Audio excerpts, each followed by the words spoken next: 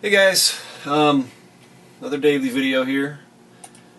Got some really awesome responses from you guys from the last one. A lot of support. A lot of you guys worried about whether or not I'm depressed. So let me clarify something I think I meant to get across that might have come across the wrong way. When I say my life is boring, I don't mean that I feel like my life is boring. Like, I don't feel like I'm bored all the time doing what I do. Otherwise I wouldn't be doing it. I love what I do. I think it's extremely exciting. I am very motivated by my work. But to an outside observer, you know, basically what I was trying to say was that it's not exciting to watch my life as a third-party observer looking in. It's not fun to watch somebody edit videos. It's not fun to hear about somebody doing basically the same thing every day. I find it extremely exciting, but I don't think that it's exciting for someone to watch me do. So Neezers wants to know if I can share my friend code for Kid Icarus. I can. I don't have it on hand at the moment. I don't play the game anyway, though. I am done with that game, and here's the thing about me and multiplayer, okay? I don't enjoy multiplayer games. And it's not because I hate people. I am introverted. I do like being alone. I do like taking solace, and when I go to game to relax, I want to do it by myself. I don't want to be around lots of people. You know, it's kind of difficult enough on me already that I live with 6 other people and I'm around them almost all the time. That's not to say that I don't enjoy their company or that I don't like them, because I do. They're my best friends. I grew up with these guys. It's just that that's part of my personality. I almost have a need for time where I could be by myself. So multiplayer games don't excite me. Meeting new people does not excite me. So when I decline the offer to play multiplayer games with my viewers, it's not because I don't like you. It's not because I don't want to have fun with you. It's because that's literally just a wired part of my chemistry. I like playing by myself. There are a few exceptions. I do enjoy co-op if I know the person really well I'm playing with. The one exception, and this is actually something I wanted to talk about yesterday, Genova Chen, who is the creative director behind Journey, the video game, he did a conference, like kind of a talk at GDC the other day, and he was talking about like what inspired the multiplayer aspect of Journey. For those of you who know how that works, you come across anonymous people. You never really know who they are until the end of the game. It'll tell you like all of the usernames of the people you played with. But there's no username above their head. There's no way to communicate with them aside from little chirps that you can do with the characters. And you basically just, you know, play side by side, show each other things in the world, help each other. And that is the most positive multiplayer experience I've ever had, aside from sitting down with a really good friend and playing a co-op. You know, like my friend Parker, we've gone through Resident Evil 4 and 5, and, you know, those types of experience. PDA is awesome, by the way, but, you know, aside playing multiplayer games with him and some of my other really close friends, like, Journey was really the only positive experience I've ever had with multiplayer games. I hate competitive online play. I hate the way it turns people into selfish, bigoted, attention-seeking jerks. I really strongly dislike that atmosphere. So, in short, I don't want to decline your offer to play multiplayer because I don't like you. That's not the case. I just need to close this window. I just don't enjoy it. It's not relaxing for me, and that's just part of my personality. Like, some people, they're really in their element when they get around friends and around, you know, they go to a party and they really feel comfortable there, and they really feel, you know, strengthened by that atmosphere, by being around people. That weakens me. That, like, drains me really heavily. It's extremely difficult for me to do that. So if I decline your offer, I know I've said this like probably 5 times now, but I'm hoping to help you understand where I'm coming from. It's not because of anything to do with you. It has entirely to do with that would be a draining experience on me. Okay, we got a good question from Kiefer Myers. Wants to know our opinion, but probably just my opinion since I'm the only one here. My opinion on the same-sex marriage deal that's going on right now. I am about as neutral on most political topics as any person you could ever find. I see the positive and negative of both sides of the argument usually.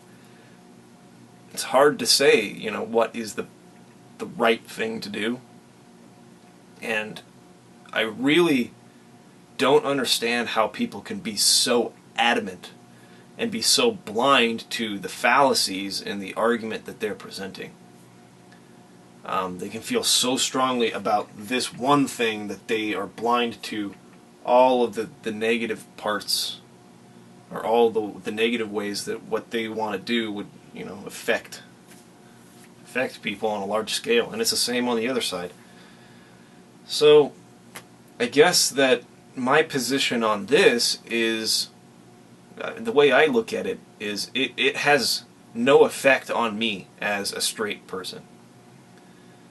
None whatsoever. And if it will benefit them I'm talking about gay couples, in providing them privileges that they currently don't have, that other married Americans do have, I would say, why not? Just let them do that. I see no real logical reason why that shouldn't just be passed and just let them do that. And it affects my life in almost no way. So why not let them do it? I don't have a problem with it at all. So Battlefield 4 trailer, he also wants to know about that. What did I think of that? The face capture and face recognition is top-notch. I think that's really kind of the next step to make video games even more believable, because, and I want to talk about this too, this is going to be a really long daily video, get prepared for this. Graphics, as far as environments and things like that, have come to, they're so advanced now that there's really, each step forward is never really going to feel like a leap forward anymore. It's not going to be like going from the Super Nintendo to the N64, and then from the N64 to the GameCube, and then from that generation to the PS3, Xbox 360. I mean, those all felt like really significant leaps forward. They all looked so much better.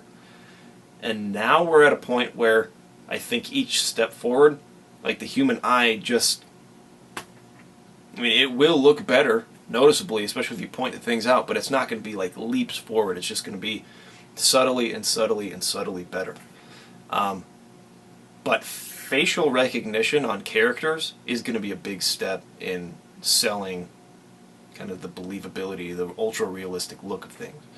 If a person's face animates, correctly. And the facial capture in that trailer was phenomenal. It looked so amazing. So yeah, it looks really cool. Again, I'm not a big first-person shooter fan, so I probably won't get the game, probably won't play it. Don't like multiplayer, so I have no draw really to go to it, because the storylines of those first-person shooters, those military first-person shooters, are usually pretty shallow. So it looks awesome, though. It looks really cool. But that leads me into another topic. So there were some articles yesterday on Destructoid and some other places that were talking about the Wii U, and how Unreal Engine 4 and Frostbite Engine 3 will not support the Wii U. And there was some pretty adamant reaction to that. And for those of you who know me, I'm not into console wars. I don't really care about the brands or the companies. I just like to play games. And if there's a game I'm really excited for, I really want to play, I'll do what it takes to play it. whether that means I have to go buy the system or not, whatever. But this is a kind of a unique position for me because this generation is probably going to be the first where I can't afford to, go out and get. Well, not the first. When I was a kid, obviously, my parents would only get us one. But the last generation, I was, in a place where I could afford all the consoles and, PC games and everything like that. Had a, pretty substantial PC built for me. That was 4 years ago, though. Anyways, this generation, I probably am not going to spend the money. I will be upgrading my computer soon, which is going to be pretty expensive. And I have a Wii U that I got for free, so that's probably all I'm going to do. But I'm getting away from what I was actually going to talk about. So Unreal 4 and Frostbite 3 will not be on the Wii U, which means that you're not going to get multiplats of the AAA games coming to the Wii U unless the developers want to go through great expenses to port it to, like, take an Unreal 4 game and port it down to Unreal 3.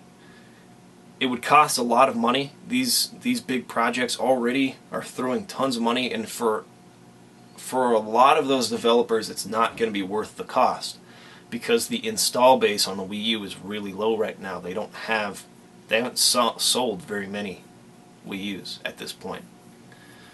So what this means is that when Nintendo came out and said that the hardcore gamer was a big focus for them for the Wii U, this is a big hit to that part of their strategy, because if they can't get Call of Duty and Battlefield and these big AAA multiplats onto the Wii U, then they're not gonna capture those gamers. But the Wii U is designed in such a way where it is less appealing to the casual market. So they're kind of stuck between a rock and a hard place because they built something that feels like it's trying to get some of those hardcore gamers and not ignoring, but at least not focusing as much on the casual market, but it's not powerful enough of a system to really appeal to the hardcore market. So it's a really disappointing thing from a business standpoint for all those people who are shareholders in the company, in Nintendo, for just people who are, I don't know, enthusiasts of the gaming industry. It's kind of a disappointing move for us, who want to see the industry move forward. And for the fans of Nintendo, loyal fans of Nintendo, it's disappointing because they won't be able to play a lot of those games that people with PS4 or the next Xbox or who have gaming PCs will be able to play. But the adamant responses, people predicting that Nintendo will no longer be in the hardware business by the next generation, that this is the death of that they're going to be going software only after this. You need to do a little research into how much money Nintendo actually has before you make those kinds of wild predictions. Nintendo has so much capital, they have so much money just sitting in a bank, that they could take something like a $255 million loss every single year, and they would not run out of money until the year 2052. They could take enormous losses every year for more than like 40 years, 30 years, 40 years, whatever it is, and they wouldn't run out of money. They also have like another something insane amount of money just held on premises and in investments and equipment. So, they could sell off equipment that they have held on premises, and they could sell, if they needed to, intellectual properties in order to keep them, keep their heads above water if they needed to. So with all of that in mind, Nintendo really would not run completely out of money until something like the year 2072. So any of you who are saying, like, this is the death of Nintendo in the hardware industry, you don't know what you're talking about. Because even if the Wii U is an absolute insane failure, even if they didn't sell another Wii U for the rest of the console's life cycle, they would still have so much money. And they could put so much of it into their next, into the next generation console, into research and development for that. Nintendo is not going anywhere anytime soon. One failure is not nearly enough to kill them. So, for those of you who hate Nintendo, don't get your hopes up on them leaving the console business anytime soon, because it's not going to happen. For those of you who are fans of Nintendo and are afraid that that might happen, you have nothing to be afraid of. It's not happening. I can almost guarantee you that will not happen for maybe my entire life. I might be dead long before that ever happens, so keep that in mind. Carnal063, you want to know how I did face cam on top of gaming videos. It's actually really simple. If you understand the way that layers work, if you've used Photoshop before, for example, I'm making a big assumption there. Hopefully you've used it. It's a layer-based program, meaning that you bring something in, and that's on one layer. You bring another thing in, that's a second layer, and the second layer goes over the top of the first layer, right? And you can do effects to this, you can shrink it, you can make it bigger, whatever, but that's a layer on top of this one. It works the same way in video editing. So you bring in one layer, that's your file, your video file that you recorded of the game, and you put that on the first layer, and then at the same time you were using a camera to record your face. You sync those up, you put that on the second layer, and then it would be going, over the top of the first. So then you just take this layer and you shrink its resolution down so that it's small up here in the corner, and you just play them at exactly the same time. That's all it takes. It's pretty easy. Captain Jeff 87 and some of you other guys were asking about, Kickstarter. Captain Jeff 87 actually said that he's never donated to a Kickstarter before, but he would totally be into doing one for us. And I really appreciate that. That's great to hear. Thank you. Again, can't talk about that project right now. It still has, we still have a lot of work to do in developing it, but it is going to be sweet. And we are going to need a lot of money to make it. Just keep in mind that, movies cost a lot of money if you want to make them, on the same level, or at least a comparable level to Hollywood. You need a lot of money to do that. Now, we're not looking for, $50 million. That's just absurd. And most of the, not most of, but a lot of the money that goes into Hollywood films goes into paying these high-profile actors and directors and stuff like that. They come away with fat paychecks after making a big-budget film. And, then the VFX house that basically did all the work on the movie, they don't get anything and they go out of business. But I'm not going to talk about that. I've ranted about other things today. I'll rant about that some other day. But remind me that I need to rant about that sometime, because that's stupid. But, no, we wouldn't need anywhere near even $1 million to make this. But we do need a lot of money to make this thing happen, and to have it be on a comparable level to a Hollywood film. That's our goal. So, yeah, we have a long way to go in terms of getting to a place where we have enough people to back us to where we could feel comfortable making it at the standard, I think, that we've set on our channel. So, but 1996 is over did want me to say, how much are you asking for? How much do you think you'll need, and compared to what he sent me in a personal message that he's going to try to get? Probably like 20 times the amount of what you asked for is what we'll need. So, Spartan Sam asked, how do we stay motivated? I don't know how to answer that. I'm just naturally motivated by these things. I really love editing. I really love VFX. I really love sound design. I really love filmmaking. And I don't really need to do anything special to stay motivated. But one thing you can do is go and watch the best at whatever it is you do. whatever it is you love, whatever it is you want to do with your time and with your life, go to the people who are at the top of that field and look at the work that they're doing.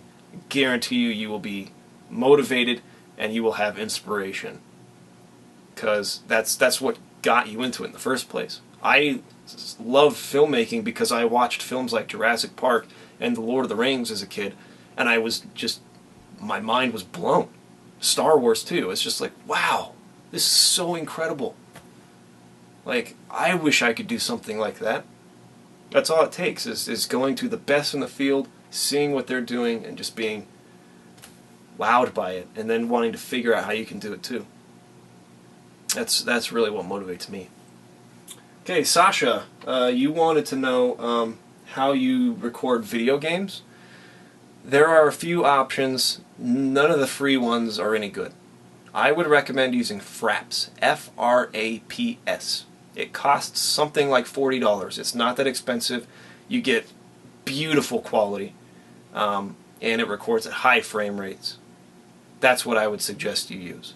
It's the only solution I've ever used that really worked for me, and I love it. Definitely should use Fraps if you're looking to do screen recording. Steinlever wants to know if I'm looking forward to the new Assassin's Creed game. Yes, I love Assassin's Creed. I love all of them. And I don't have the same problems with them that a lot of people do. So I'm very excited for it. I think it's going to be awesome. Really looking forward to it. I wish they would do one in feudal Japan. I really, really, really, really wish they would do that. It's perfect. You got ninjas and samurai, freaking assassins and Templars. I've never seen a better fit for that franchise. But this is cool too. Pirates are awesome. So, well, I think that's enough for today. Thanks everybody for being beasts. You guys are awesome. I think I just closed something I shouldn't have. Gosh dang it. Anyways, gonna get to figure out. Peace!